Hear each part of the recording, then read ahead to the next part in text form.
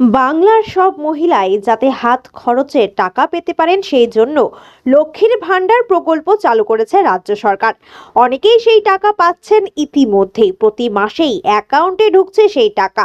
2024 রাজ্য বাজেটে এবার এই লক্ষ্মীর ভান্ডার নিয়ে বিরাট ঘোষণা করলেন রাজ্যের মন্ত্রী চন্দ্রিমা ভট্টাচার্য।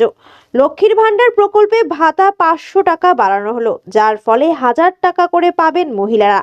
অন্যদিকে জনজাতি মহিলাদের জন্য ভাতা বাড়িয়ে করা হলো 1200 টাকা। পাশাপাশি রাজ্য সরকারি কর্মচারীদের জন্যও বাজেটে দেওয়া হয়েছে বড় খবর।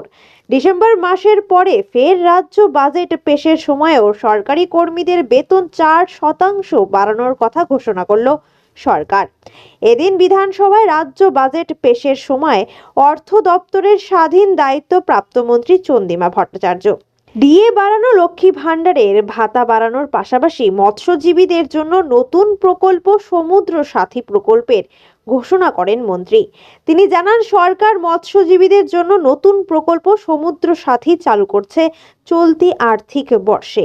এরই পাশাপাশি সরকার চালু করছে নয়া প্রকল্প কর্মশ্রী।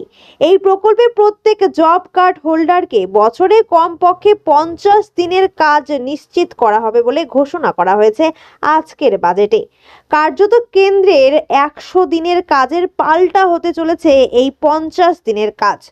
মে 2024 থেকে এই প্রকল্প চালু হবে বলে জানান।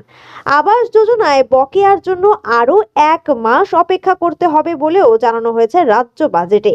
একই সঙ্গে রাজ্যবাসীকে আশ্বস্ত করে জানানো হয়েছে, না হলে রাজ্য সরকারের টাকা থেকে এই পরিবারদের আর্থিক সাহায্যের বিবেচনা করবে রাজ্য সরকার।